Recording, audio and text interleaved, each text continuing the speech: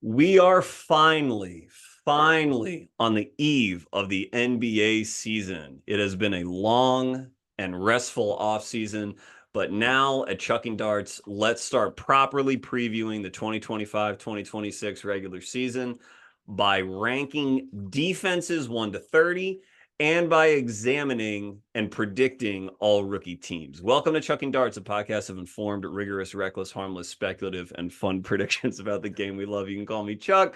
This should be episode number 232. 231 was with Lauren Gunn, who's a Dallas Mavericks expert and veteran, credentialed reporter for them in the past.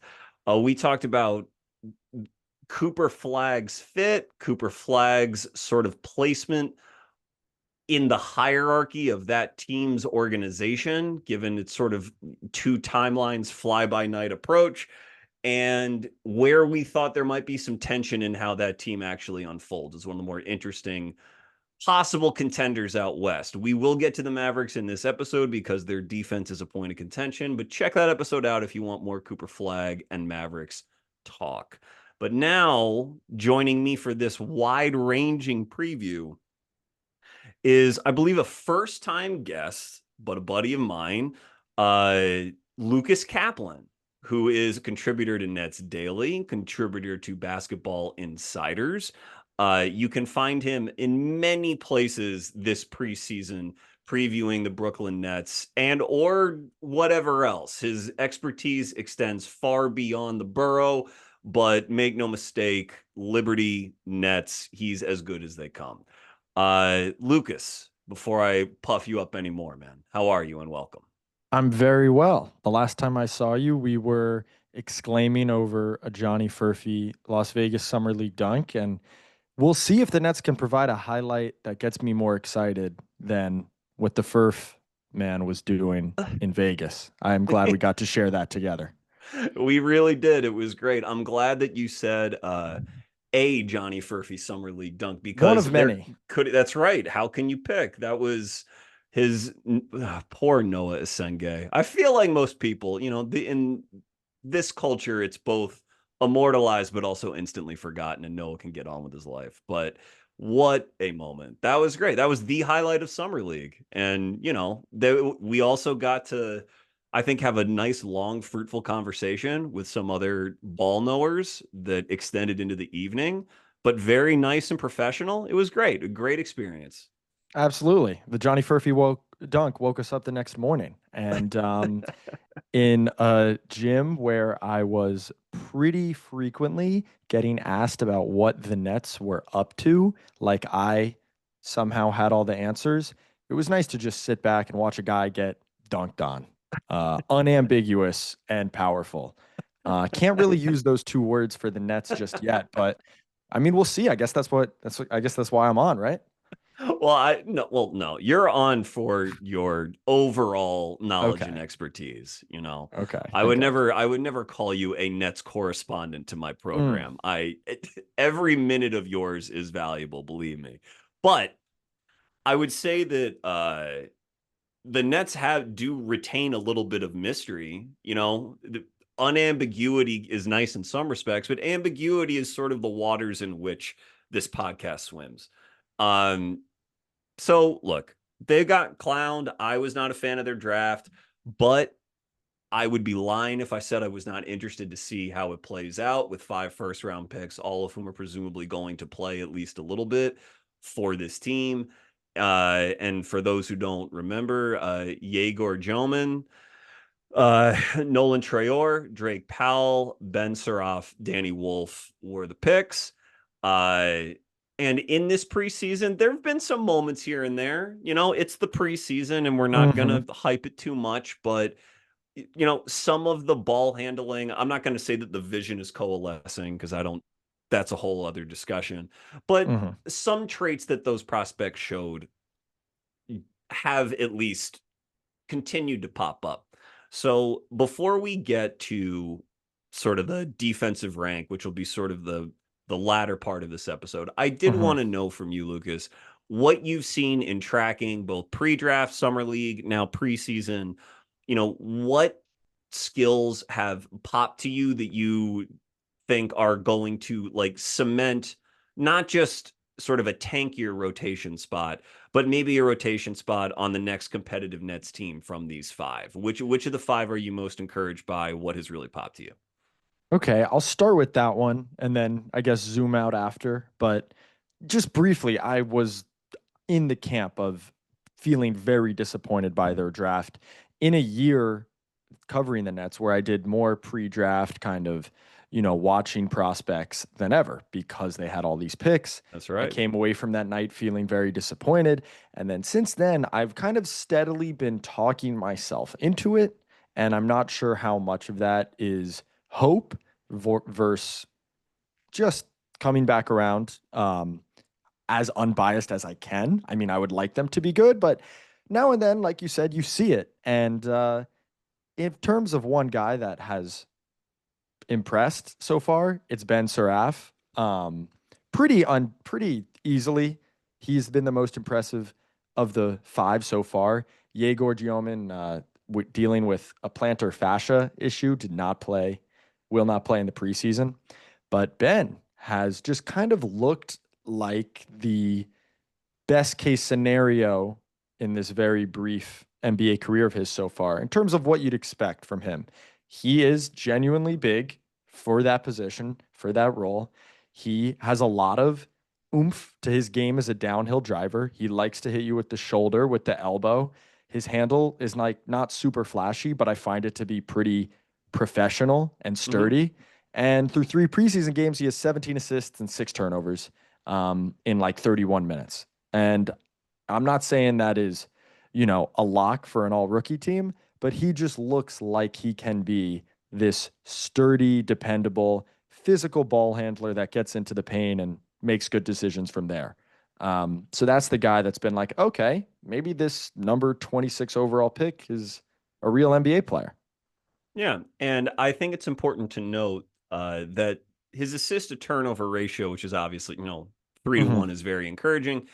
That is not the byproduct of a conservative eye. He is No. an audacious and aggressive passer. So those are real deal chops. And it's, we can take it with a grain of salt because it's preseason, but that was also present when he played at Ratio Farm with Noah Esenge. I mean, he was the starting point guard and real sort of alpha on that team. Esenge was the flashier prospect because of his dimensions and athleticism, but Suraf was the one who was tasked with really running and controlling that offense. And so I I liked Suraf pre-draft. I actually had him ranked around where they took him, I Hmm. believe. I think I had him around 25th, 26th on my board. But he is the kind of guy, and this is not unique to him, even among players who the Nets drafted, who sort of there's a question as to sort of the off-ball value. Does he need the ball in his hands in order to positively affect the game consistently? So, do you believe that he has shown anything sort of as a catch and shoot guy, as a defender that makes you think that he can coexist alongside like a more talented ball handler, which is likely how it's going to happen on the next competitive Nets team? Yeah, that's a good point you make at the end. It does feel like this guard heavy draft strategy was, well, if one of these guys is good, it'll be a real nice compliment to whatever star we get once Yeah. we're trying to really take that next step. But the short answer is I haven't seen anything that disqualifies him from that, which is kind of Okay. all you need, right? Like the shooting hasn't been good, but he had a play the other day against the Suns where he caught it in the corner, pump faked. Maybe Dylan Brooks should not have bitten on that pump fake, but he kind of did. And then Saraf drove to the hoop and gave him a shoulder and kind of decelled and hit a layup. And those are the same general skills that made him a good on ball prospect. So that's nice to see. And then there's also moments which are predictable and still kind of very LOL Nets where Traore uh, kind of has the ball at the top of the key, draws help from one pass away, and it's an obvious spot for Ben to like cut or stampede or something. And then he catches it, it doesn't know what to do, and it ends in a turnover or something. This was from Summer League. So you can see him growing into, man, I might actually have to do stuff off the ball while still retaining some of the positive offensive qualities that made him, a first round pick in the first place. It's not totally black and white, I think, in terms of on ball, off ball, his skill set.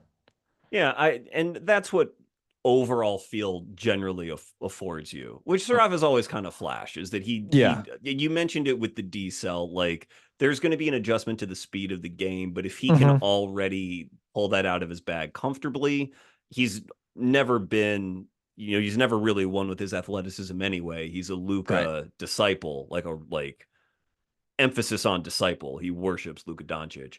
And I think I, you know, too early to say, but I think that the shooting obviously needs to be there, but Yep. he does have the makings of a real player. I do not think that he is just sort of like a tank commander kind of pick. I Traore was the one who, when they drafted him, like I really kind of winced. Like I wasn't a Jaeger guy, but when I'm just thinking about the kinds of guards that get lost in the shuffle versus the kinds of guards that succeed, Yeah. he was the one that really, I mean, Seraph, I think Saraf. yeah, But I get what you're saying. Like already he's kind of clearly on track to play more minutes his rookie year than Nolan. And yeah. it's because very this is a very cliche way of saying it, a guy that coaches would trust because he's big, he plays under control, he won't look overwhelmed right away as much as Nolan will. And so that leads me to agree with you. It's interesting that you bring up Nolan as like, yeah, he could have moments that just land him on the bench, and then that's a snowball effect. And like you said, getting lost in the shuffle. So I'm interested to hear what you think of Nolan before I kind of go on my spiel. I mean, it's nothing too fancy. I feel bad for him because, I mean, whatever. I don't know why I found myself hedging all of the, probably because I feel bad about all these guys. But like, Nolan, very hyped prospect 2 years ago, was, Yep. top five pick preseason before last season started for him in the French league. And so, with a reputation like that, it was very, very unlikely that he was going to skip this year's draft, no matter how poorly he played. Hmm. And he didn't play great, but he had his moments, Hmm. enough to keep his name in the conversation. And it puts you in this sort of uh just really uncomfortable zone where you have enough hype from the previous year that some team is going to bite, and it's your agent's job to put you in front of those teams. And so there's enough optimism to know, hey, I'm going to go someplace that likes me and I get a real shot. And these kids, I think, want to be positive. That's how, they're trying to manifest their dream and work on their game. But the undercurrent of it is, if you really didn't play well in your pre-draft year, it's going to be very difficult to play well your rookie year. And it's going to be very difficult to actually make good on the spot, on the opportunity that is given to you. So I do kind of think that with Nolan, you know, not big enough, not a good enough shooter, has some pop, but with that, and you're a one position defender, Hmm. where is that really going to go in the short term? And that's sort of where I'm at with him. The psychology of it is interesting because he's going to go from, oh man, top five pick, future of a franchise, right? To playing, I think, a lot of his minutes in a empty Nassau Coliseum on Long Island this year. And that is one hell of a whiplash for a 19-year-old kid.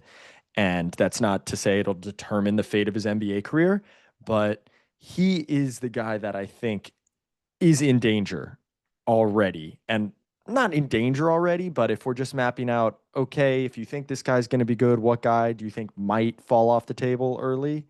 And again, sounds a little dramatic, but I guess the early money would be on him with how Ben has looked, the hype around Jaeger with the number 8 pick.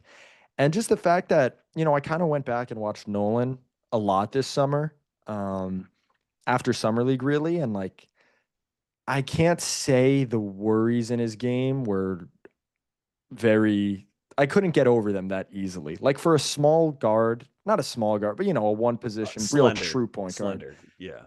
I wasn't very impressed by like his navigation of tight spaces, Hmm. like slowing down, tight handle, amongst the trees, getting through digs. And if you're going to be like a slender 6'4" on the ball guy, that is not a skill that you can really afford to workshop for a while in the NBA because it might show up in like 4 turnovers a game your rookie year. Yeah, not the same player, but some of the same uh, limitations as a guy who just got picked up by his second team in Nick Smith Jr., another top Mm, five recruit before his college season, did not have the best year at Arkansas. Played alongside Anthony Black on that team, hmm but had enough juice to get taken right around the 20th pick or so by the Charlotte Hornets and has, been in stop and start mode over there and then just didn't make the roster. Like they waived him and the Lakers picked him up.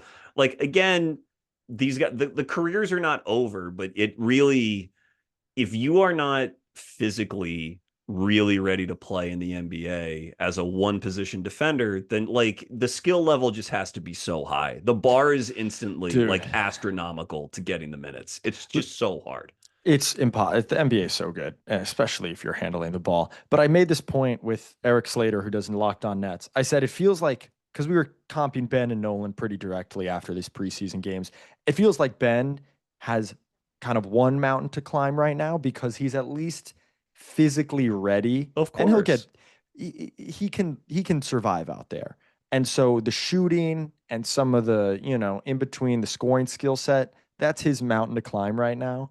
And for Nolan, it's like, oh, you're going to have to climb 2 mountains at once because Hmm. I don't really think he has the strength and athleticism to really be a consistent downhill producer in the NBA. But also that skill stuff that I talked about, the tight space handling, the decision making, the shooting, he's climbing 2 mountains at once. And that's just a lot to ask of any prospect. Yeah, I mean, two might be modest. I mean, it's Yeah. a lot. It's a lot. If you were to say, I think I just don't want to rag on him, but like if there was one skill of his that is NBA ready, could you identify one, and what would that be? I mean, I don't feel great about it, but it's not shooting, it's not physicality. I don't think it's ball handling, which is scary. Again, I Yeah. keep coming back to that's the scary part for his role. I think it might be like court mapping, like pick and roll diagramming. I don't think it's great, but I think he has a pretty decent sense of like, okay, if there are two on the ball, like this is where the pressure points are. Okay, if they're in drop, I might not have a good floater or a good pull up, but this is where the pressure Where points the ball are. should, right, This right, is sure. like, so I think, again, not the most glowing review, but I don't know. And I don't know about NBA ready, but that's the skill that I would bank on for him. Okay. I mean, I obviously hope the best for him. It's all pleasant surprise for me. Anything that I see positive out of Nolan this year I will be Yeah. encouraged by. I And don't I don't yeah, know if it'll be this year. Let's put yeah. it. That's I think easy to say. Yeah, right there with you. Now, what about Mr. Wolf? What have you seen out of Danny? He has flashed here and there in his minutes in preseason. So what do you think? Yeah, I didn't realize he was like so like as big as he was. Dude, he is enormous. Yeah. He's legitimately 7 foot 255. Yeah. Like not they're not doing any measurement. Um there are no Like, shenanigans there. There's no tomfoolery with the measurements. It's the word I was looking for. And that gives me hope because the kind of with any guy with this kind of weird skill set that's big, that is that big, we kind of all go in immediately to this conversation of is he a 4, is he a 5, blah blah blah. And so far it seems around the Nets like the consensus opinion is that you'd want him next to a quote unquote traditional center. Like I mm, think Wolf Claxton lineups would be cool or worth trying, mhm. but I see him kind of as like he can give you a lot of optionality out of the 5. And the best part of his summer league was that he did look big enough and smart enough to, not be a plus rim protector, but enough of a force in the lane with really good hands that he can, live there on defense and it won't be a disaster. And I think if that happens, then that really opens up his offense as, he's getting guarded by opposing fives. He's the biggest guy on the court. The paint is open for him to hit back cutters and, 3-point shooters. So, point being, let me make that short.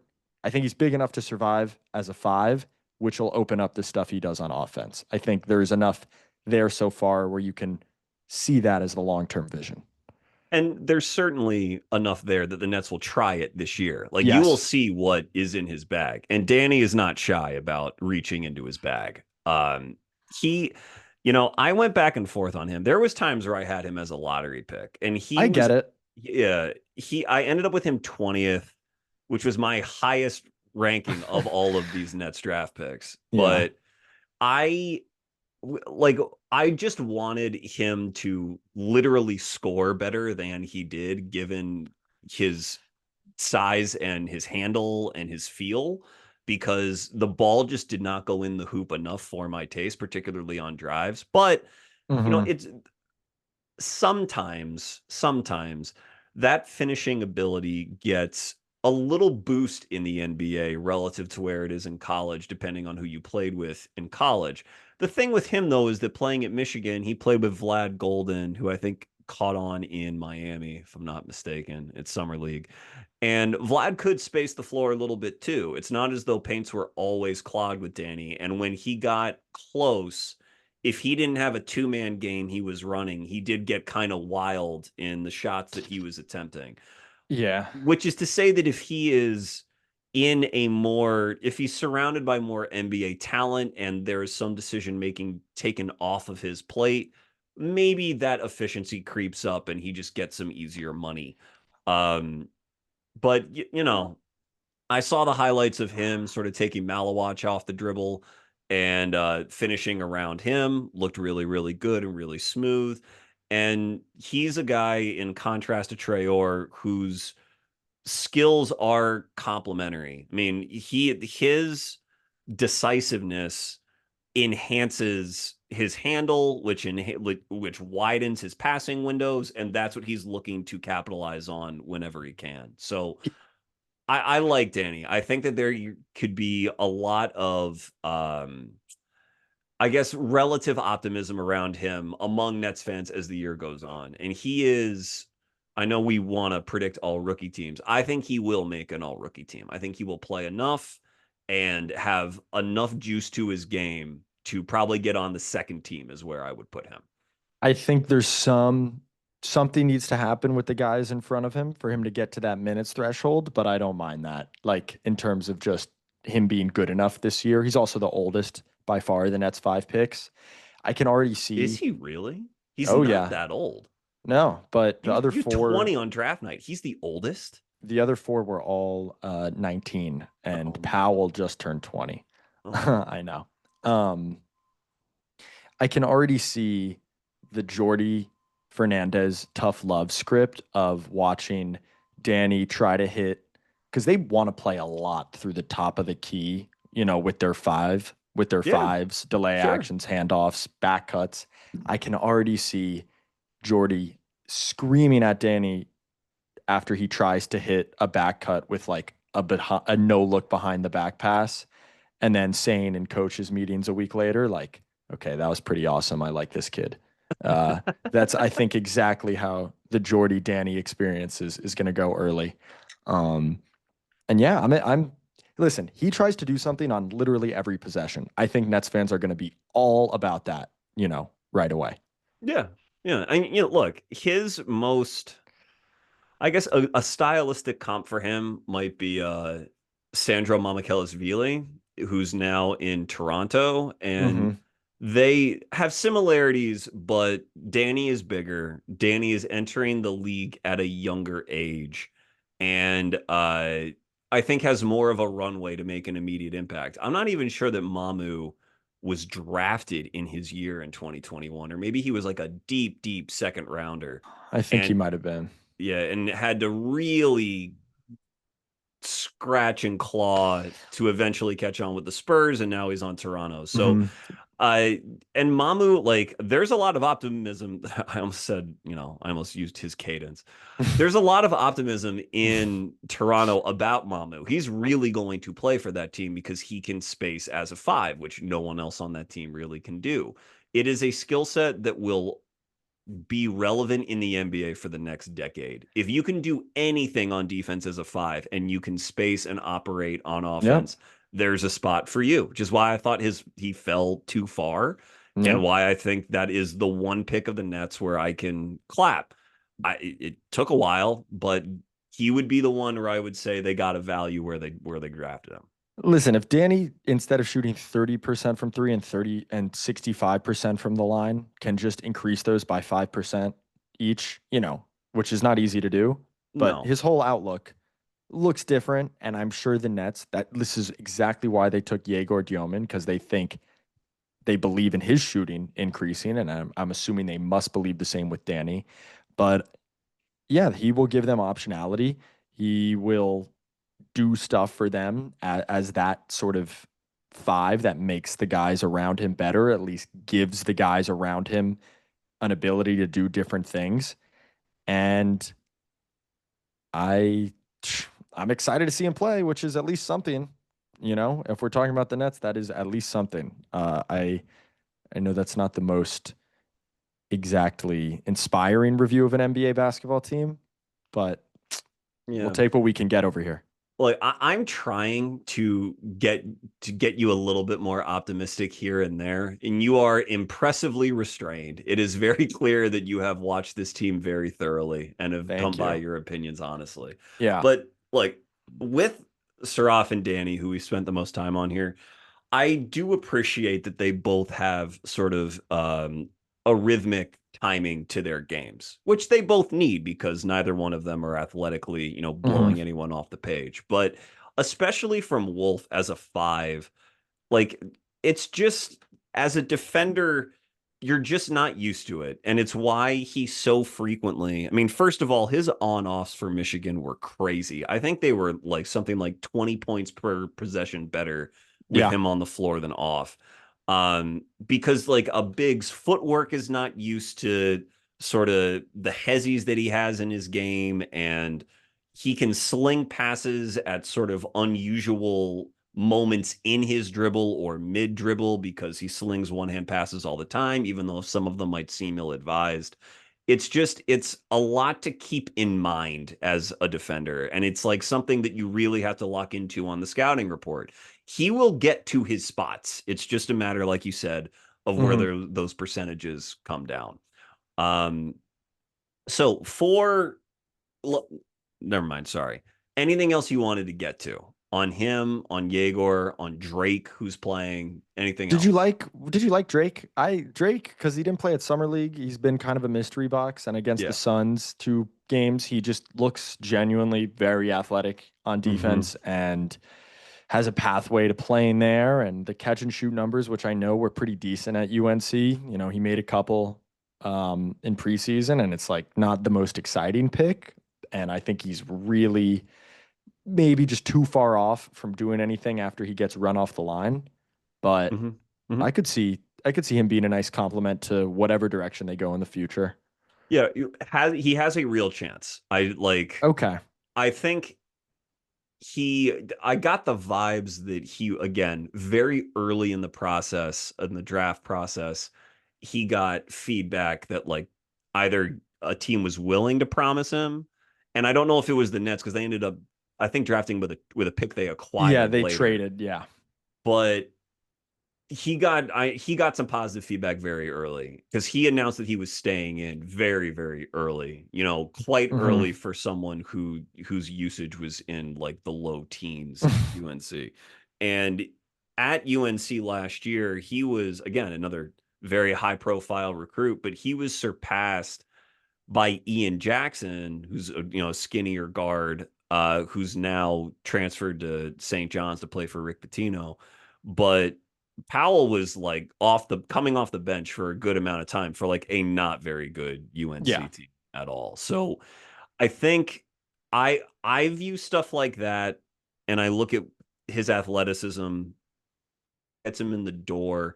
but playing on an NBA floor, it's not the way it used to be. Like, I just think that you can't rely on the NBA to improve your ball skills for you because the decision making has to be so quick and so decisive, especially for a lower usage guy. And if you are a lower usage college player, you're going to be a lower usage NBA player because you're surrounded by former high usage guys who are very confident in what they are going to do when they receive the ball.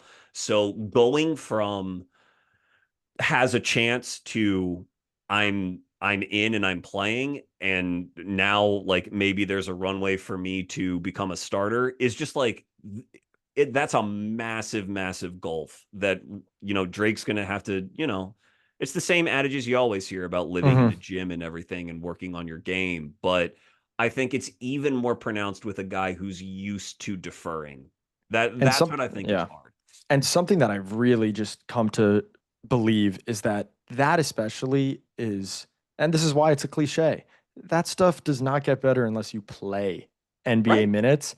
And it's weird. I don't know if I fully trust the Nets to play these guys a lot all the time and like the amount necessary in the next year or two because their long term plan, and they pretty much come out and said this. I know owner Josiah had the quote about probably tanking this year. They've been pretty open about like, we don't own our pick in 2027.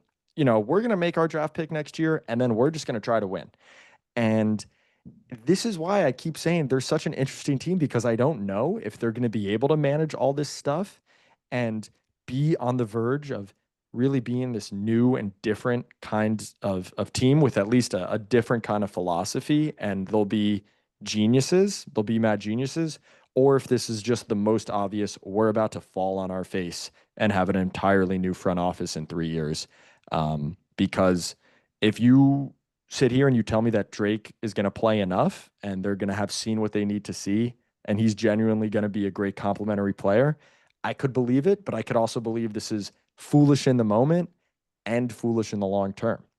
And I think on the flip side, just to put a cap on it, that's why I can talk myself into Yegor. Like he's played so much with the ball in his hands. There's clearly an understanding of like he was the driver of one of the best offenses in college basketball last year. You can maybe put him off the ball a little bit, and the Nets really believe in a shot. And just this is, I probably maybe just a good offensive player for years to come in the NBA. So if you take that shot on Yegor, I guess you can take the opposite shot on Drake. I guess, but like, why take the opposite for opposite's sake? I just I don't because know. one has a strength where another has a weakness doesn't make them complementary. That's something Yeah. with team building that always gets me, where it's like this guy's bad at defense and this guy's good at defense. They're a great match. It's like, well, no, that they'll be mediocre together probably, but Well, I people loved the Cam Thomas Ben Simmons backcourt entering last season, and I was yeah screaming that that's not really how basketball works. So I yeah hear you on that. yeah yeah. So a different diatribe, but I think the your point about I think their optimism on Yegor is fine. Like again, he clearly has feel and he has size. I got the same willies that everyone else got about his performance against sort of high level college Hmm. teams and sort of his after early in the season he kind of really fell off.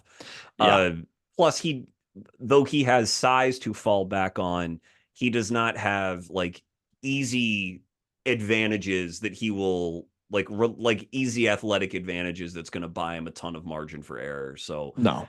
it's he's got to kind of hit the ground running too, and he's another just puppy in terms of age. But I would think that if you contrast Drake to someone on the Nets who I have a soft spot for, again, who it's gonna sound like a broken record, but highly regarded high school recruit, top 10 preseason draft pick, and then went in the 20s, a little later, is Keon Johnson, who I think Nets are his third organization. Uh and like Drake, a combine superstar, I Yeah. think still holds the record for vertical at the combine. And unlike Drake, did act as sort of the nominal point guard on his college team. I mean, in a just crustacean offense, but like he and Jaden Springer both had lots of fans in the draft community because they were so athletic and because they had some sort of ball skill. It's just that even with that base, which is more of a base than someone like Drake has to work with, it is still really taken Keon a lot just to catch on with sort of a team Oh, is announcing itself at the very, very back of the league, you know? And is this where I break it to you that they cut him? did that just happen? When did that happen? Like, I'm sorry, like Midsummer?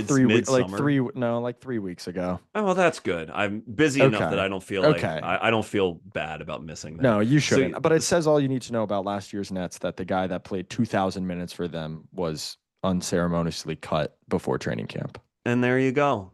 These journeys are hard, man. It may not be Yeah. his last cup of coffee. You play 2,000 minutes in the NBA, you're that athletic. Someone's gonna Yeah. call you I up. think at the very least with Drake in preseason, his movement skills, like kind of trying to guard the ball, he looked a little bit more fluid and not like Keon even last year trying to dribble and shoot looked like a converted football player, like the Sure. most athletic wide receiver you've ever seen trying to pick up a basketball. And this is just total aesthetic bias, but Drake at least kind of looked like a basketball player, if not a great one. So that maybe that's something. I promise I'm excited to watch this team. I must sound so miserable, but No, they're dude. weird. They're weird and fun and maybe interesting and maybe about to blow up, but either way, I'm intrigued to Yeah, watch. I had not put together how young all of them really are. This is like it's a demented team, but you know Oh. what? Demented is better than boring. Listen, So their veteran has a Playboy Cardi inspired lip tattoo. That's how young they are. yeah, I know some of those words for sure. Hmm. So yeah.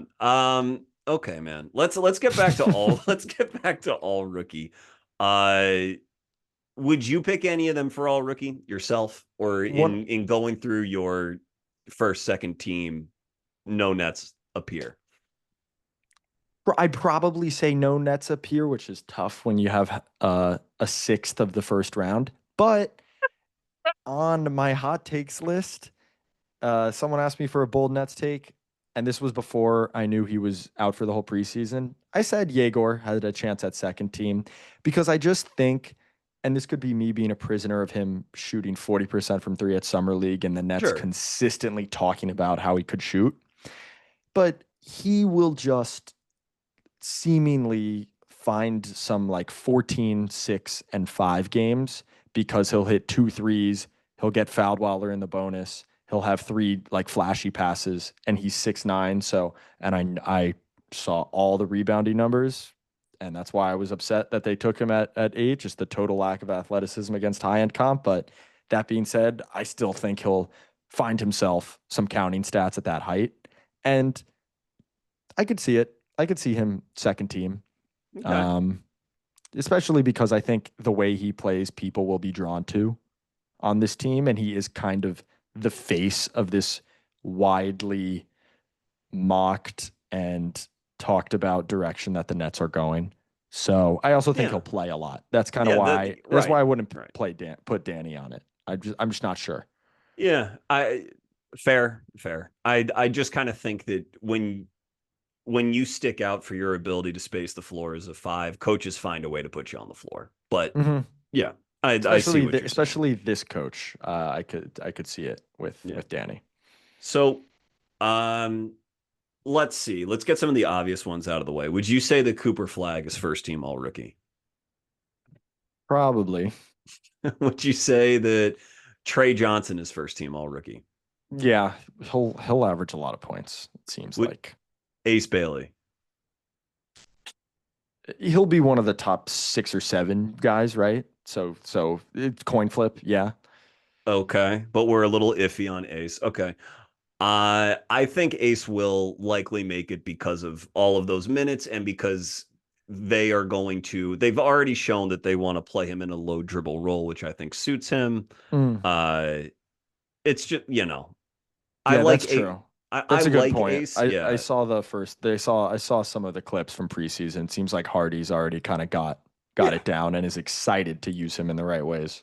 And Ace looks like he really is taken to playing that way. He just looks like he's happy to be in the NBA, which is great. And, for all of the drama around him, he always played really hard at Rutgers, no matter Yeah. what situation he was in. It's just putting him in the right context. So, um, all right, Con Knipple. Yeah, he's gonna eat off LaMelo finding him. He's gonna have a lot of yeah, I think so. Okay, Dylan Harper. Who else is in the top 10? I mean, Okay, the other are like, I okay, mean, I wouldn't put Malawach, Colin Murray Boyles, who I love, probably not. Fears Queen, I wouldn't bet on it. all right, Um, right. who went sixth? That was Trey. Seventh Let's was try. Fears. Yeah, I guess gun to my head, I would go Harper for that fifth spot. It's funny though, because it never works out that it's like, the top five guys or five of the top six Right. draft picks or whatever I just said. Um, but I Yeah, think those are the five strongest bets. I would say, yeah. I think uh if I'm picking the one sort of party crasher to the first team, in my opinion, is Hansen Young. He'd be the guy Oh, that well, that would just be awesome. I would be. And why would I not pick something awesome? It's, mid-October. It's my podcast. I'm happy to do it. And I believe in him. So formally, I would say Cooper, Trey, Konkanippel, Hansen, and between Ace and Harper, I'll say Ace because I think, even though I really like Harper, I think that his minutes are going to get yo-yoed a little bit Mm. more because I think the Spurs are more focused on trying to win 50 games than Is these guys. VJ's team just too competitive if Joel is alive? Um, it's sort of like either they're too competitive if Joel's alive, and if Joel's not alive, they're just very sad. I guess Yeah. McCain would be a counter argument to that because he was on his way to probably winning Rookie of the Year last year. But Yeah. VJ is just not going to score the way that Yeah, McCain that's scores. a different VJ, skill set. Yeah. yeah, he's going to have some ugly stat lines. Now I have him on the second team, but Hmm. it's the sort of thing where he'll have highlights, but I don't know. Like he has to outplay McCain and Grimes. That's hard, man. I mean, those guys, Yeah. Yeah. if for a team that wants to be competitive, which I think the Sixers do, that's just a tall order. But he'll Yeah. do enough, I think, to sneak on to that Yeah. second team. And then therefore, like Yegor or Danny, whatever, will be competing with I could totally see a Walter Clayton Jr. shout. Yep. He should just be pretty functional right away. Uh, like going down the list, maybe Neek Clifford, Jace Richardson, guys who I just think are good basketball players already. Mm-hmm. Mm-hmm. And that might be tough for Jaeger to beat out because I don't know if he'll be good already. Yeah. Or ever, I but that's a different question. I am with you in thinking that Neek and Jace are better basketball players than Jaeger presently. That's true. I wish the Kings, maybe with this injury to Keegan Murray, they're just going to be forced to play Neek a lot more. And Mhm. he's kind of been everywhere in the preseason. And they need to play someone who can block a shot on their team while Keegan Murray is injured. And Neek is one of those guys. So hopefully he and Reno both get a lot of run there because I think they're both talented enough to make all rookie, but my faith in the Kings rotations are shaky. Uh, Jace, Jace is a really good one. I might feel bad about omitting. I put Walter on my second team, but might replace him with Jace. Jace is just very, very good. Yeah. It's another about how many minutes is he ultimately going to get, but especially for a team that needs safety valves on offense, I think he's going to be able to do that pretty quickly. So, Yeah. yeah, very, very good player. Hmm. Um, yeah, and then Wolf, if I haven't said him, and Harper, and so Hmm. there you go. All righty, you ready to get to defenses? Absolutely. All right. All right. Ranking the defenses 130. Let's hop right in. Do you have how many teams do you have in your first tier and who are they? I mean, the Thunder are, you're guessing number one. I Yep. think They'll be Yep. number one. They're in the first tier. And, last year they were in a tier of their own. And I would be comfortable saying putting them there again. They just Mhm. feel like the best defense in the NBA. I don't know if you would put anybody. Who do you think has a chance of cracking that tier? Um, Probably Minnesota would Okay. be my first instinct. Unless they play, if they fall in love with playing Dillingham too much or something, but I don't really think that they're going to do that because they're so focused on winning games. But Yeah. uh, between Edwards and McDaniels, obviously, or Nails, Gobert is a great backstop for the minutes that he gives them. Um, a lot of institutional continuity. And if they expand Terrence Shannon's role and Jalen Clark's role, who is injured coming into the league, both those guys are also just like athletic terrors on the perimeter. So they, I think, have the depth to do it. My, it's a minor concern, but when we're talking about whether or not they're in like the Thunder's tier, it's that I worry that their offense could get clunky enough to where they have to like defend in transition more Hmm. than they'd like to, as And opposed that's to, yeah. that's probably why I wouldn't have the Rockets in the first tier, even though I think their defense is going to be really, really good. Yeah. And Um, I had the Rockets either third or fourth. Them and the yeah. Spurs, I think, are 3-4. So Okay. Spurt, that'd be a big, yeah. I would have that would be my second tier. Like, yeah, Rockets, Wolves, Şengün realizing that if you just foul everybody, then you can keep just fouling everybody is a big development for his NBA career. Like it might hurt at first, but if you just keep doing it, you'll be fine. Um, yeah. so Şengün, yeah. yeah, So much funk in his game, man. So good much. player. Great hand placement. He wants as much smoke as he can inhale.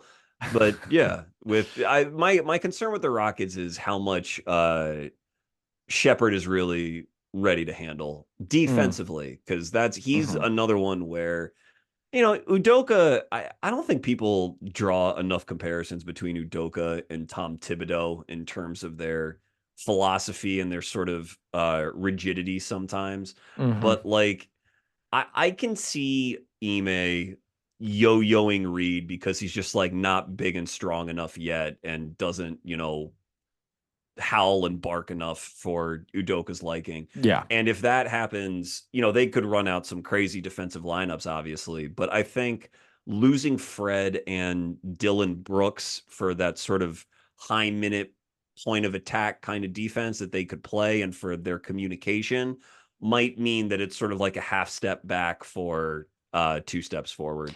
So yeah. that my I other concern with them. I think I would replace the Spurs with the Magic in my top tier. And I know the Mm, Magic are looking to reshow, I actually think they'll maintain a lot of how good they were on defense, and maybe the Bane fit won't pop immediately. So I think they'll be better than they were last year. And I'm a big Bane believer, but I just think it'll take time to where they can still fall back on their defense to keep them in games early before the offense really catches up. And yeah, I'm not quite ready to put the Spurs all the way there, even though Wemby's demonic. it's hard, yeah. I mean, it's like where do you place the Spurs? And it's Hmm. it's I'm putting them here because I would just rather be too aggressive on Wemby. I would rather Fair. hope and dream and see where they end up. But Castle, obviously, really, really good defender who's going to be a steady presence there. Vassell, if he's healthy, is at minimum a very good off ball defender and should be able to slide into that scheme. I'm probably projecting more of a role for Carter Bryant than he will actually have because he has offensively been just like brutal all summer and like not an NBA player offensively, at least this season from summer league through the preseason. But if he can take like a mini leap just to get on the floor, he is an absolute animal. So, I guess they're the Olenek Cornet, the non Wemby minutes, how much will they bleed there?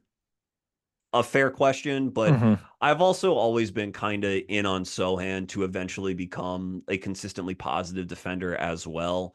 And if you have that rising tide, then I think that it could crest as high as wherever I have him, number three, number four. Yeah, that's fair. I could put them in my kind of third tier. I guess my tiers are kind of small at this point, That's but I fine. would have Yeah. them in my third tier with like probably the Clippers. I know Hmm. they're in even more of an unction than they were last year, but I mean, I was like, they were on preseason the other day. And I was like, oh my God, Chris Paul and Brooke Lopez. That's right. Like, it's a good bit. I like their bit and Bradley Beal. But Zoo's really good, and they just had a really nice structure on that end last year. I thought they kind of consistently knew what to do, where to Yeah. funnel Very well drivers. coached. Very well Yeah, coached. Yeah.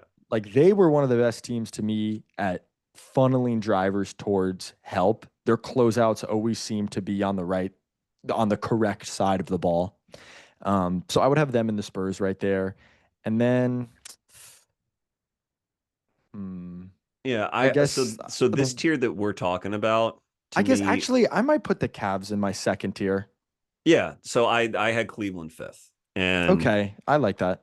And I had, let's see, Orlando seventh. I had the Clippers technically ninth, but just because I'm sort of trying to budget in missed time on that Hmm. team. Hmm. But the Warriors are in there, but again, budgeting in missed time for them or sort of at the back half of the tier. The two sort of surprise teams I would have are the Pistons and the Blazers to this conversation. What do you think about those two? I'll start with the Blazers. I think that is an easier sell. I just think if you kind of look at the guys that are just going to be in the rotation, it's a Mm-hmm. lot of length and a lot of guys that should be able to defend. And they were also, I have this, they were fourth post All-Star break in defense Yep. last year. And watching it, it felt real. So I would feel comfortable with them in that third tier. And like generally on a night to night basis at this stage in their development, they should play with more night to night balls to the wallness than the Warriors. Yeah, that's why I've got, yeah, Yeah. that's very similar to the pitch that I would give. I Hmm. have an episode that I'll release, I think, this week that I recorded earlier in the summer with Sean Hyken about the Blazers and how much I believe in them because I think that they could win 45 games this year. I think they are the most underrated team in the league. And Denny looking good as a ball handler and an Yeah, initiator at the top of the key just has such downstream benefits for their defense. of course. Yes, exactly. I mean, That's a big part of it too for me. that's the you have a wing who can do that and you can get choosier with who you Hmm. play around him. And Drew, Drew's not going to play 30 minutes a night, but the defense is going to have a very solid floor when he's on the floor. So, Klingon is a monster when he's in the game. Kamara's an all defense guy.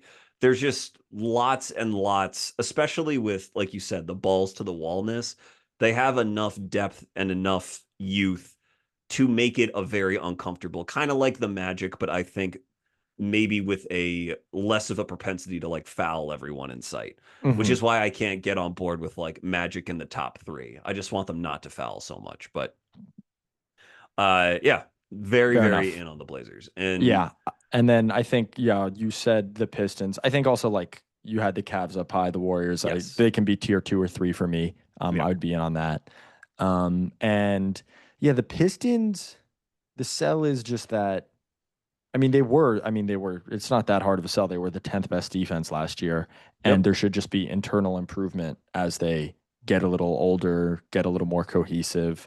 And I think Duran is close to turning a corner Mm-hmm. on that end, Mm-hmm. maybe from like average to above average, which is just huge when you're the linchpin at the five. Uh, uh, yeah. Especially when you have the sort of athletic tools that he's got. So Hmm. if his positioning, decision making is solid, again, like uh, Sky is not quite in Wemby's tier in terms of Sky being the limit, but he can be a Right. very very destructive player.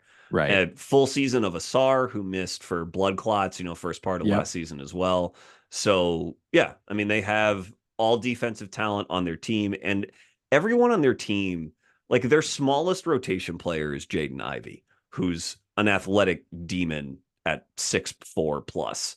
So they Well, have a that's until the Marcus Sasser breakout, which tell me about it. I'm convinced is coming. I just think he's good. I just like dribble, pass, shoot. I know he's small, Yeah, but I when I watch him, I'm just like, that's a good player right there. I hope so. I hope so. The last I heard about Sasser this summer was whatever rumor about some investigation into him. I don't know if that was true or not, but Oh, hopefully that's not a hopefully it's not hopefully just not a thing. I am really big into Ron Holland though. Big oh believer in yeah, Ron. And yeah. so again, it's it is tempting to sort of skip to the end of the book and say you can't really play Duran, Asar, and Holland together in the playoffs. Can you play two of those guys together in the playoffs in clutch moments? But since this is a regular season predictor, what I hmm know is that you will not want to play against them on like some night in February because they will wear you out. No, So and yeah, a team I might put in that third tier for a similar reason is like, and if their season kind of goes off the rails and they tone it down, it's not going to happen. But Indiana, I think yeah, can, and it's hard to really feel good about this considering they played to the last possible day of the NBA season last year and suffered a devastating and traumatic injury in that game. hmm, And so you never know about the long-term effects of that. But it also wouldn't surprise me if they just lean even further into that identity and really come out and surprise teams as like not surprise teams, but just are flying around and as many blocks a game as Miles Turner had in his career, never to me felt like the reason that their defense was good right. last year. Certainly a positive contributor. I'm not trying to slander him, but I just see them under Rick Carlisle being able to kind of have that Clippers esque, like we're well coached, we're funneling drivers to the right way. If nothing else, we are just absolutely annoying as all get out on the perimeter. And I could see them in that third tier, just clawing themselves into playoff relevancy. It's they are one of the most difficult teams for me to predict this season. Like obvious reasons, but like yeah, if if you're playing 48 minutes and the point of attack is like Nemhard, Neesmith, and TJ McConnell for that time, yeah, that's extremely unpleasant. I Mhm. think with them, the center question, between Isaiah Jackson, Jay Huff, whatever they, if they are going to go small and play Siakam Mhm. or Obi at the five, I don't know how that's going to look defensively. And I think their identity that you mentioned is so it came from the offense first, and their Yeah. defense obviously was a huge part in them advancing in the playoffs and adjusting to matchups within series. But if any of that offense comes back down and now they have to play in transition more, they have the horses to do it, they have the ethic to do it. But I do wonder about them wearing down a little bit with all of that. So, Yeah, I mean, their offense just made it really hard to run against them. right. That's more of an upside bet, and I could see them being below teams that would be in my fourth tier that are like Grizzlies, Bucks, Raptors, Knicks. Yep. It's kind of my above mid tier teams, and a lot of those teams have a similar sell where it's like if the structure of their offenses are really good around the best players, then there should be some downstream effect to boost their defenses. But like if John Jaron aren't on it, then the contributions from hopefully like Edie and Santi and Vince Williams Jr. continuing to improve won't matter. Same thing with Milwaukee. If like the Giannis Miles Turner fit isn't really getting you a bunch on offense, then what's going to Yeah. happen? Well, Yeah. and it's also where like I don't know, I'm pretty cynical when it comes to Doc Rivers teams about them, busting their ass defensively night in and night out, which is why hmm I think the Heat will have a better defense than the Bucks this year, for example. But I guess if we're trying to find Yeah. The like Heat should be in that tier, I think, if I'm thinking about it. Yeah. yeah, I have so the next three teams I have, so hmm just for anyone following along, the ones that I have Yes. are Thunder, and then Wolves, we'll say Wolves, Rockets, Spurs, 2, 3, Hmm. 4. Cavs, Pistons, Magic, Blazers, Clippers, Warriors, I think is 10. Yep. And then the next four teams I have, you mentioned them all, but Mavericks, Hawks, Heat, and Knicks. Mavericks, So Hawks. Okay. where are you on the Mavericks and the Hawks, which is, a lot of very buzzy teams defensively? The Mavericks, I defensively worry about really just kind of the offensive stagnation and Mm-hmm. uncertainty, um, really taking a bite out of them on defense. Offense going the other way, tired legs. Um, and that's why they weren't the team that came to mind in my fourth tier. The Hawks, I would also say, I think are it feels like they don't have a year to be a year away with Trey Young Yeah. and everything, but it feels like if you could just guarantee that they had this year, then I would say they feel like a year away for me because just I get it with like that wing trio of Dyson and Jalen and Risa Shea, and even you throw in like Onyeka, who I think is can do a lot of things on defense. It And just feels Nikhil. like and Nikhil, right? I think this is something I could regret, but my gut is just like it'll take a little bit of time for that to really coalesce in a way that leads to productive defense because they're going to have to be, I think, a really active defense, kind of flying around, playing aggressive ball screen coverages, and that Mm-hmm. can just take a while to really mesh. Yeah, it's a good So point. so I Yeah. would say that like I'm uneasily fading the Hawks defense as being I would put them in the fifth tier. I'm kind of going off your tiers. Mine aren't fully formed. So I would say Yeah. I would put them in that fifth tier and the Mavericks are an easier bet for me in that fourth tier, along with I would go Heat, Bucks, Knicks, Pacers. Bucks, Pacers. Yeah. Because we're now, by the way, we're getting to like 15th in the 15. NBA. Yeah. And so for some of these teams, like the Knicks, for example, who have designs on 50 wins and, Hmm. a top two seed in the East and sort of conference favorites, they better have They a better. defense in the top half of the league. And if they Yeah. don't, then there's a problem. Yeah. So this is, what do you think about them? Because I have them right now as like the 14th ranked defense, and all Yeah. this stuff gets compressed and Right. is volatile. But Yeah. like no better than mediocre is essentially where I've got Hmm. them. Would Yeah. you feel the same way, or do you think they have upside to like get into the top 10? I think the fact that it seems to me like Deuce starting this year is kind of an inevitability. Um, Really? I think at some point they push the button. I've seen Hmm. some stuff. Oh, he's in the blue jerseys at practice, and just the noise around it. And Josh Hart is already getting asked questions about the beat reporters about a potential move to the bench. I just think fixing that and kind of solving some lineup stuff is the upside to their defense. Where man, they got a whole season with the Cat Mitchell Robinson front court, so they know what to do when those two are on the court, and then they have more stability when it's just one of them on the court. Like Huck Porty could give them, I think, some just good active minutes, not a ton off the bench. Yeah, I like Um, Huckpo.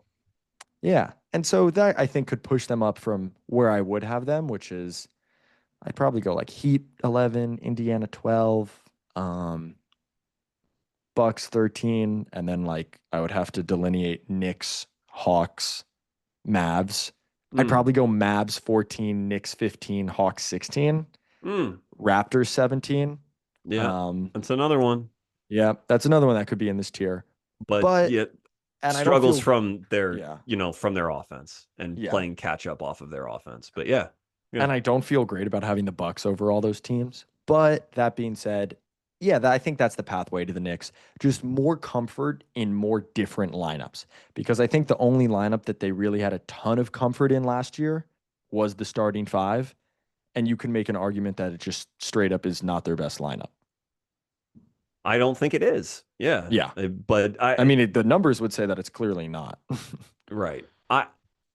the Knicks are another subtly for a team that returns so many pieces.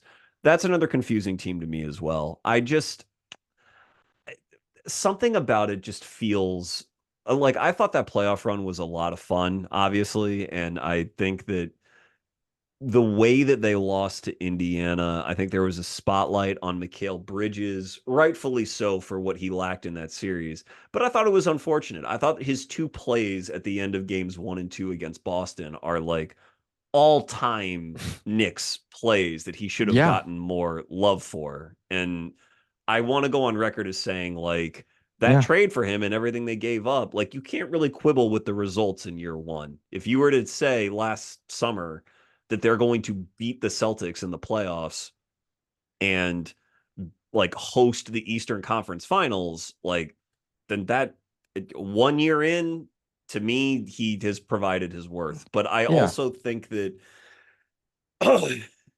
something about starting Deuce next to Brunson and being that small, even though Deuce is good, if Cat is your five and you're that small at guard, I don't know. Something about that is very uncomfortable to me. And with I just saw my light go out. But with Anunoby and Bridges and I don't know. I worry about the durability with Anunoby as well. I think Right. a lot is going to fall on him as they rotate. You know, can we play Pacome Dadier and steal some minutes with him? Yabusele, how much does he like immediately step in and provide on defense? If we're playing Jordan Clarkson, how much are we Right. bleeding? Like, I think they have some experimentation to work out as well, which is not what you would think with the Knicks because of that starting five. It's not as smooth to me. It doesn't feel as smooth to me as I think that it should. No, and I think when you hire a new coach after making the conference finals, the implicit message is you need to get to work on finding some new stuff in this Right. group. And they did not sign defensive minded guys like Yabusele, is fun is full of piss and vinegar, as my grandmother would say, at the 4 and the 5, but I don't know if he's really contributing to a great defense. And Clarkson is neither of those things. Right. So I don't Right. feel great about them, but I just do at 14 and technically top half, or I think maybe I had them 15. But if they're going to have this top five offense and if they're going to win all these games, then the defense will follow. And they might just bury teams because you're taking it out of the net all the time. Right. That's the hope. And that Yep. they're healthy and other teams are not healthy, which is what they were under Tibbs. They were Mm-hmm. mostly healthy. And so we'll see. Yep. But again, you're of all the things to bet on, that it just makes me uncomfortable. But I Mm-hmm. think you're right about obviously the Heat. You can't go too far without getting to the Heat. So I would bet on them as being a top half of the league D. Yep. My Mavs thoughts are mostly in that previous episode with Lauren, but it already seems like the Mavs are kind of understanding that PJ Washington needs to essentially play starter minutes at the expense of D'Lo and or Clay. They're not going to forget about Najee Marshall. Najee makes himself very hard to forget, no matter what the intended rotation is. So, like, I think that's why I have the Mavs where I have them. I think at 11. I just think there's just so much size, and I think most people are probably higher on them than the both of us are. I think you ask most analysts, I would think they would say that the Mavs are going to have a top 10 defense, if not better than that. But Yeah. And I'm like I'm like I think I had them at 15, Knicks at 14, and that's probably on the lowest end of most people you'd right. ask. And that's a lot of fading their offense and the trickle down effect, but it's probably a little just too disrespectful to a roster that has Anthony Davis, which I would be willing to hear. Yeah. Yeah. Yeah. So yeah, but 50 games of Anthony Davis, 60 games of Anthony Right. Davis, what are we doing? And that's Hmm. where this stuff starts to fall off after that. I am very intrigued by the Raptors, and as Esfandiar Baraheni's coming on to preview offenses later in Hmm. the week. I'll get into the Raptors more in that episode, but uh we didn't talk about Murray Boyles a ton during that all rookie conversation, though I think he very well could be there. CMB, just so everyone's crystal clear on my opinion on CMB, was give or take Cooper Flag, the best defender in the draft, Yep. in my opinion. And the stuff that I wanted to see out of him, because I ranked him fourth. I was very, very high on him. And I was tempted to rank him higher than that, but the incongruity in his game, because South Carolina was terrible and I wanted them to be better, was that I thought that he didn't always play as fast as he was capable of playing, because he has the brain. That was obvious in like little bursts. You see where he positions himself and everything. But the motor to me was not always at 100. And I think it was just because he had to get in better shape and shed some weight. And looks cut up now and very lean and still carries all that strength very well and has looked so encouraging on defense in the preseason that if someone wanted to make a Raptors case to me, and I'm sure S will, about their defense just swarming him. Mogbo's a really, really good switch Yeah. defender, when he gets his minutes. Hurdle is like a very steady defensive center, within the scheme that they will play with their starters. Like Shed is going to play off of their bench, and he's an irritant.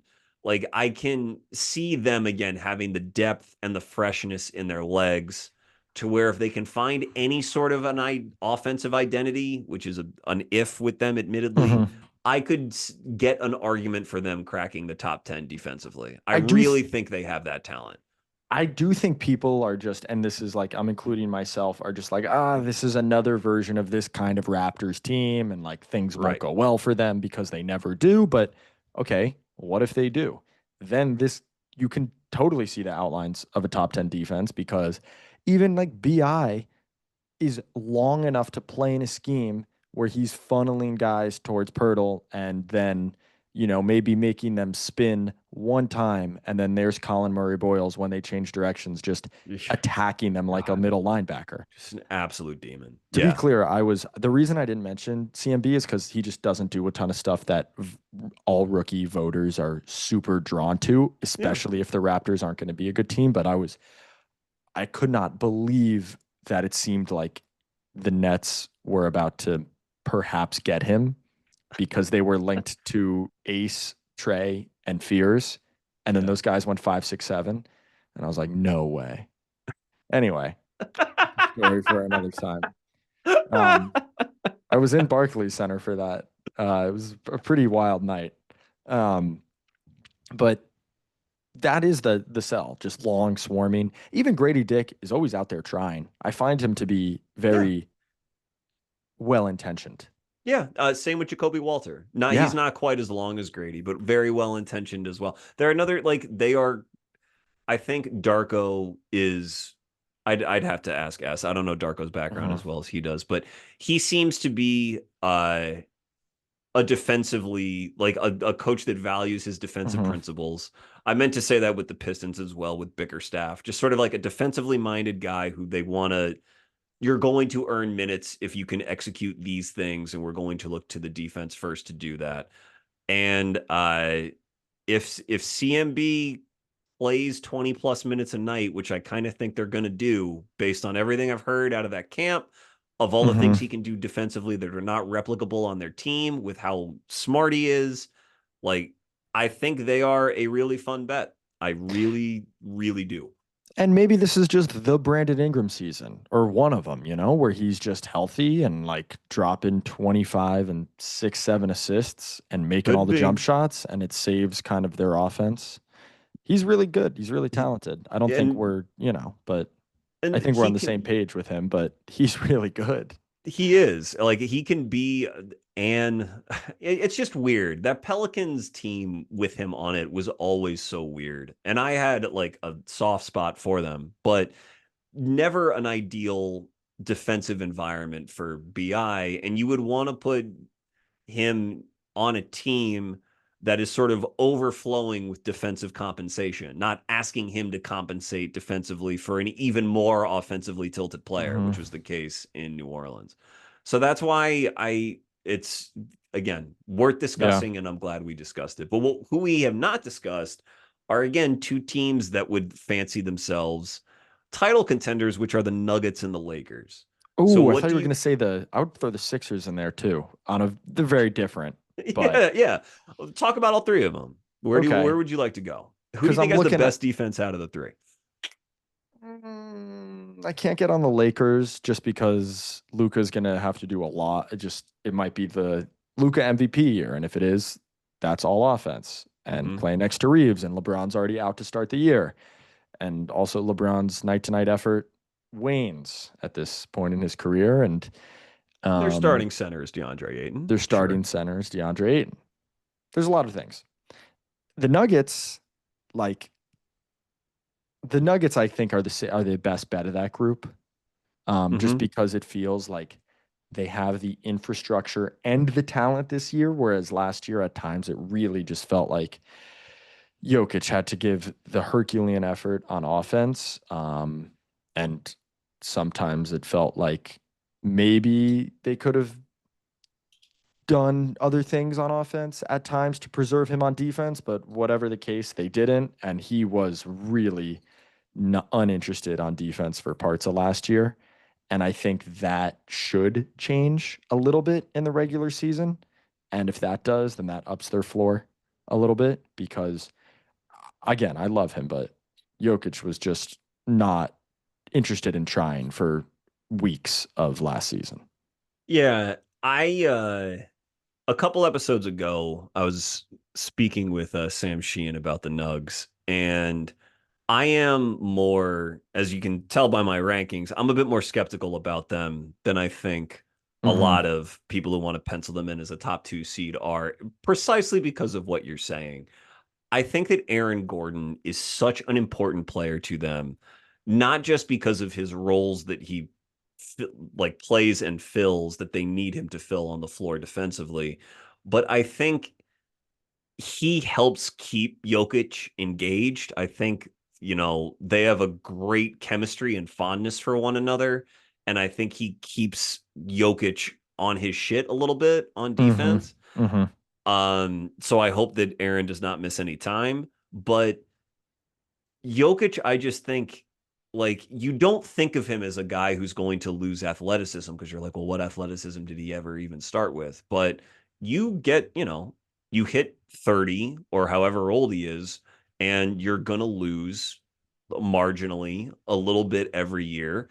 And if you get used to not trying for weeks at a time in the regular season, if that's where your bent is, then when you're a year older, that temptation's going to be there. It's not like I resist the idea that someone who again does not have the athletic juice to turn a switch on and off is just going to be able to turn a switch on and off whenever he wants. I On defense, I should say. Yeah. Offense, complete genius, like top 3 offense, they're going to be amazing. Mm-hmm. But on that side of the floor, I I have the same concern Mm-hmm. that And yet, he's I think the flip of that case is easier to make in that, Peyton Watson looks good in the preseason. Christian CB, Brown does too. Christian Yeah. Brown does too. Cam Johnson is like sometimes you need in a way that like you get the new head coach boost. Sometimes you get the new player boost and just this guy's coming in willing to do anything to win and like wants to, is so excited to like play with Jokic and he's talked about it that will and he should give more of a night to night effort than Michael Porter Jr., even if he doesn't have MPJ's ultimate defensive ceiling of like legit good rebounder and kind Hmm. of backside help guy like MPJ was on the 23 title team. But again, regular season ranking. So all of that, you get added juice from the um, ancillary guys around Jokic. Bruce Brown is back. That is the case to me that they slide into the top 15 on defense. And while I'm probably closer to your skepticism, especially because of just how hard it is if Jokic is doing what he did for a lot of last season on defense, I could also see the top 15 sell. Yeah, I think again, these rankings always get compressed the further down you Yeah. go, but I It's could also like a point and a half per 100 between exactly 23 and 14. right. So I would say that they could top out the Nuggets because of how good their offense is going to be. I think could probably top out around 12th I would just, if I am a fan of theirs and I'm thinking about winning a title, I would want their ceiling to be like eighth. And I just don't think it is quite that high, but Hmm. somewhere between 10 and 15 is possible. For sake of this exercise, I think I have them like 16th, 17th, but yeah, Okay, yeah. certainly. Yeah. And then the Sixers, you mentioned Philly. What do you want to say about Philly? I'll never quit him. I'll never quit him. That's it. And I'll never quit Joel, who's just like endlessly fascinating NBA player. Like the ESPN long form piece that came out this summer is like I still think about once every other day. Mm-hmm. And if he's Joel, then he's Joel, and they're ridiculous. And like presupposing that everything is fine, it's still tough because their guard rotation is not good defensively. Right. Even with a healthy Joel, this is clearly an offensively slanted team. But the sell being if these guards are healthy and all take the steps, and VJ comes in and can give you like kind of a change up off the bench where, whoa, that's a different look. And he's cutting and flying around and maybe dunking on people and picking up full court or whatever, then it's a good team. And Paul George has to do a little less than he had to do last year and looks a little bit less washed. And all of a sudden, it's like, oh, Kelly Oubre and PG and VJ are getting after it just enough around Joel with the more offensively talented guards around Joel on the other end. And then this is a good team. And because they're a good team, they're like eighth in offense and 13th on defense. God, But as I continue to talk, I'm that'd like, be this awesome. is like, the more I talk, the more I'm like, I Are don't know. you a are you a Watford guy? I mean, given his history, because I know that Watford has a lot of fans. And what do you think? Well, the last time I said something negative about Watford, he quote tweet dunked on me. But Well, that's I good. I hope it, he needs the self-esteem. Yeah, whatever. That's fine. no, I really do like Trendon. He was very cool about it.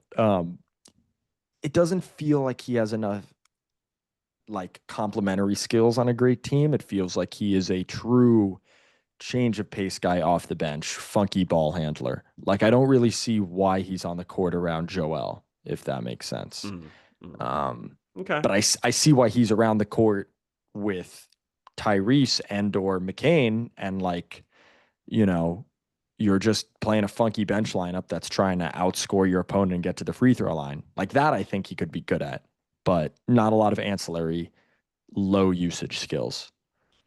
But he is Okay. fun. That's why people like him. I mean, he's just like this 6'9" guy who wants to go like tween hezzy talk shit to your face after he scores on you. He had a great moment with Yabusele last year when they beat the Sixers in Philly just because nobody could guard him in the fourth quarter.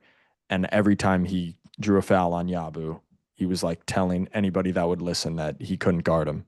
Uh, that's how I'll remember the T Watt experience in Brooklyn. That's a nice memory. It It's is. positive. Yeah. Yeah. I'll say for Philly, weirdly and sadly, it feels like they are almost a year away from realizing a defensive identity that can be Mm-hmm. consistent. Fair. Um, Number one, because of VJ, because I don't think he's gonna be a positive defender year one at his size. Right. I think that takes just reps and playing just sort of through mistakes and everything that's going to happen as a rook. Number two, even if Joel stays healthy, which again would be great, when he is off the floor, I think they are going to have such problems scoring. And maybe that's where Watford comes in. Cause like Bona has the motor, has the, I guess, pedigree, at least as a prospect defensively. Mm-hmm. Like Bona can do some interesting stuff. But if he's on the floor and you're in like Maxi Watford Bona lineups, it feels very strange that you can gin up enough points to stay out of transition. Maybe that's Yeah. where McCain comes in, and I underrated McCain as a rookie. I still feel like I might be underrating him as a soft. If he provides enough of an offensive backstop, maybe bonus stuff, he can stay on the floor more frequently and pop a little bit more. But it Mm-hmm. still feels like for it all to coalesce and them really get rolling, that it would be yet another year away. But maybe I'm being conservative. I don't know. Yeah, no, I think that's fair. As I said, as I kept making the sell, the further and further I got into it, the more I was like, I don't know if I really believe this or if I just Yeah. want it. Well, yeah, now we're getting down to, let's see, around 20th. So we don't need to belabor it too much. But some of the teams we've not discussed, you mentioned Memphis briefly.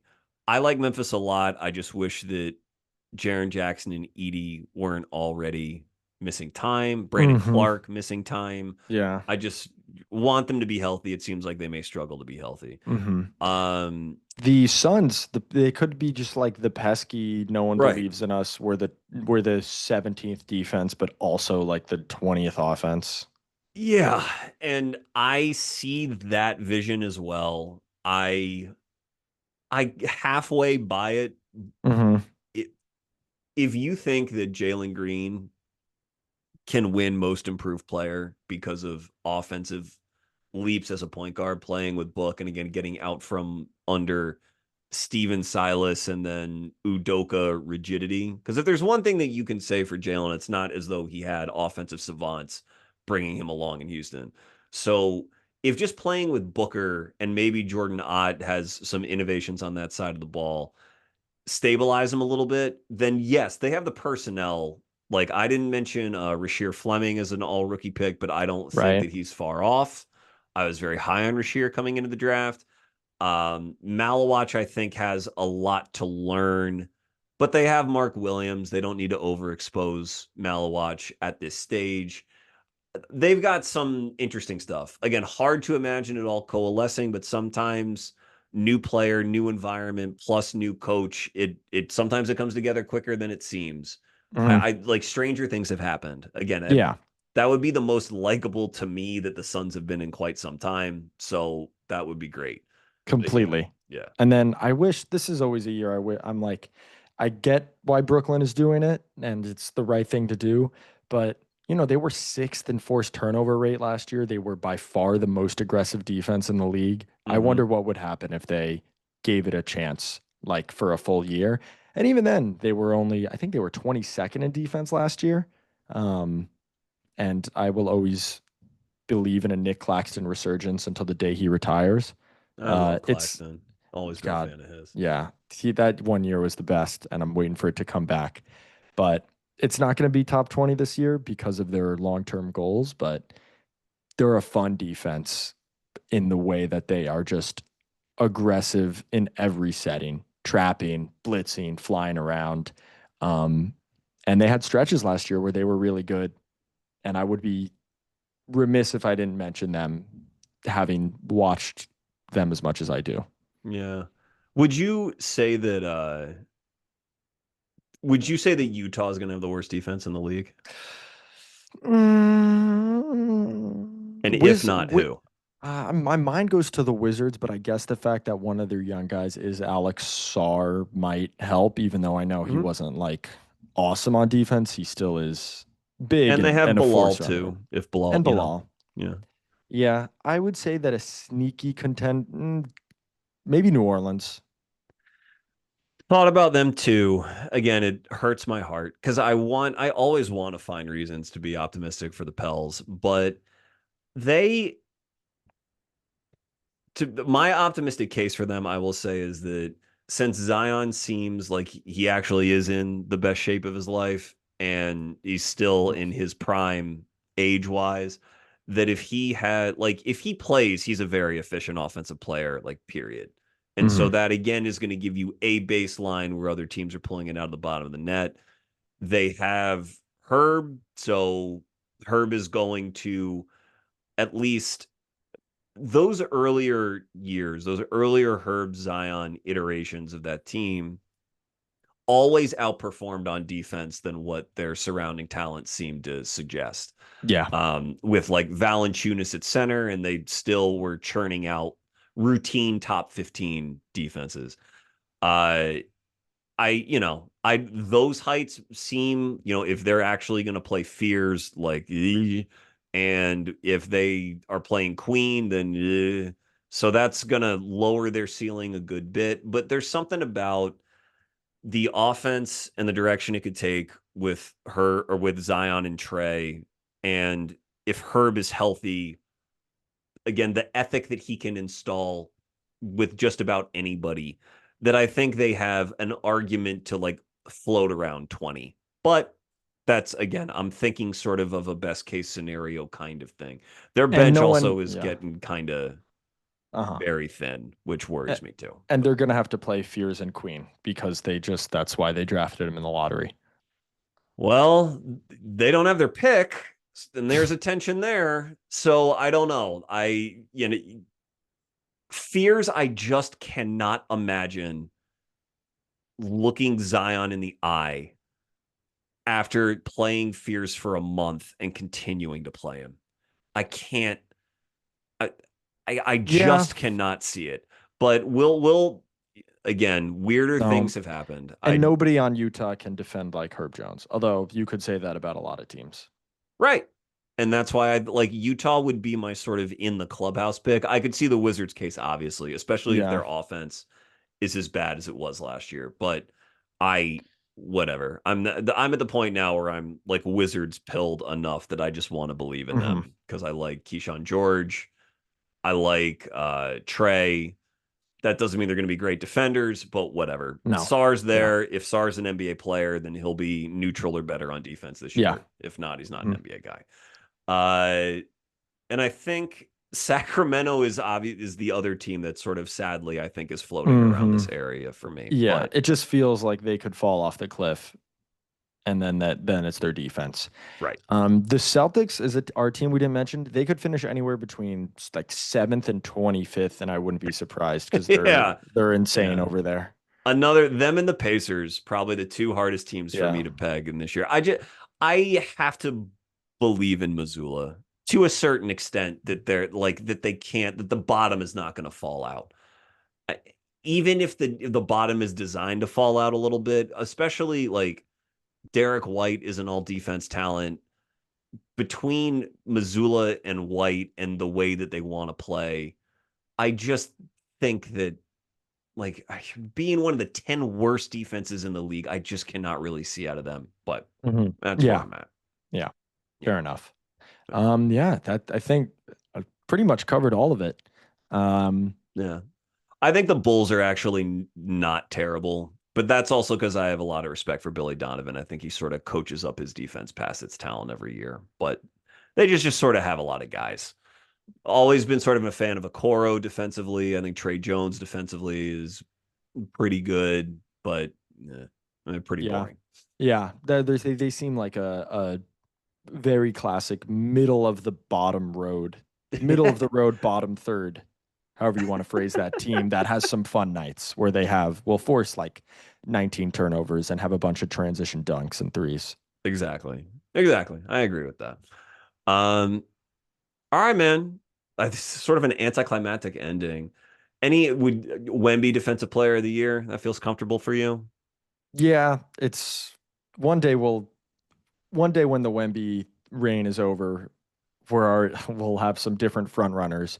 What would who who do you think will be the next non-Wemby preseason front runner for defensive player of the year? Is it like a 9-year-old? Do you think it's someone we know? No, I don't think it's anybody we know. Fair I enough. couldn't go there. I can tell you that I think that the freakiest defensive talent in the league besides Wemby is Amen, in my opinion. Yeah. Um, I think that after those two, there's a gap.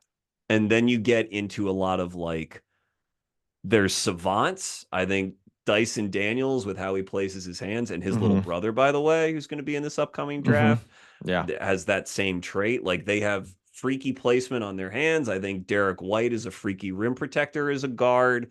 Jalen Suggs has a lot of athleticism and anger that he, takes out on the floor, but none of them really combine the top percentile athleticism as Wemby and Amen. So Yeah. I say Amen is a very like noble number two, but I can't imagine anyone really challenging Wemby in a preseason capacity. No. Especially because a man won't have, even at the highest peak, won't have rim based floor raising, qualities that we love in our traditional defensive players of the year. Of course, Even though yeah. he is just a psychotic, like, help side guy. It's interesting. Like on that, would you say that Amen projects to be a more valuable defensive player this year, for example, than like Chet? Chet, I knew you were going to go there. No, no. You think Chet more Yeah, valuable? I Yeah. yeah, I do. I just think that part of Chet's the really good. reason OKC can play the way they do, and not to take anything from away from their stable of like ridiculously annoying wings and guards, is because Chet is a big reason they have that structure. And they do a good job, even against like 5-out offenses, like pre-switching him onto the corners. And Hmm. then he has the length and timing and instincts to be at the rim, even if he's guarding a good shooter in the corner. Um, so yeah, I think he's just really, really good on defense. Yeah, I think Even if Amen is like a freakier talent. I something I have underrated about Chet, not necessarily skill set wise, but just adaptability wise. Like he has missed a lot of time in his career. He has Mm-hmm. been injured more than he has been healthy when you consider he Yeah. missed his entire rookie season. And for his timing has never been bad. There was no No. like adjustment period or like playoff adjustment period where defensively he seemed like he was being taken advantage of really in any capacity. And He's that is from yeah. crazy. He's from the Generation Z school of seemingly like airhead Instagram posters that are maybe basketball geniuses, Yeah. like LaMelo on the other end of the court. Right. Um, yeah, it's never about his instincts or timing or even will. It's always just about the mechanics of like, is he strong enough to drive to the basket? Like, what's his role on offense? Why is he shooting like that all of a sudden? Where it looks like Yeah. he has a backpack on in the playoffs. But yeah, he's I don't yeah, we throw around the word savant, but just like preternaturally gifted in the defensive brain.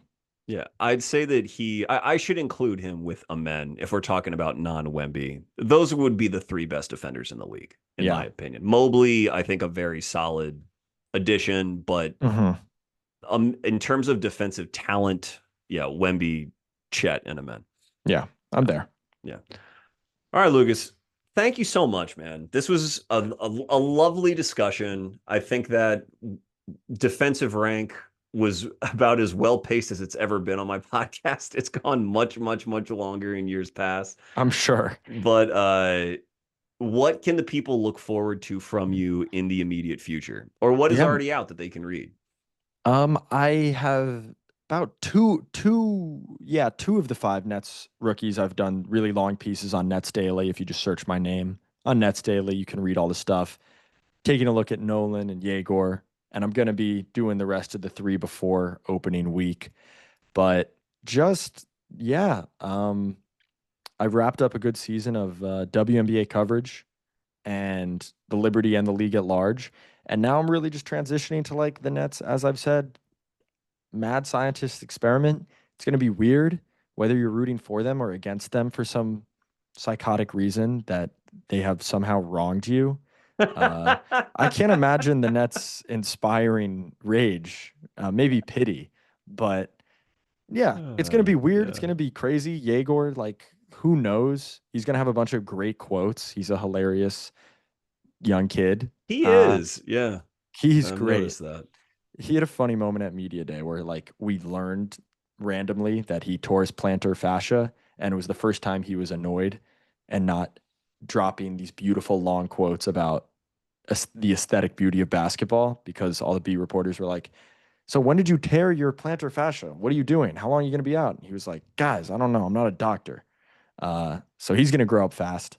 But yeah, weird stuff going on in Brooklyn. But no matter how it goes, it's going to be, I think, fascinating to look into. And so I will be your guy for that this upcoming Yeah. year on Nets Daily. That's phenomenal, Luca. You, again, you're always a gentleman. You're a pro, and you certainly have practice in maintaining the right approach to covering the team that you have loved for your entire life. So, Thank you. a model for us all to aspire to. Uh, Lucas Kaplan, thank you again. Thank you all for listening. This has been Chucking Darts. It's okay to be wrong about sports. Find your dartboard, start chucking. Thank you.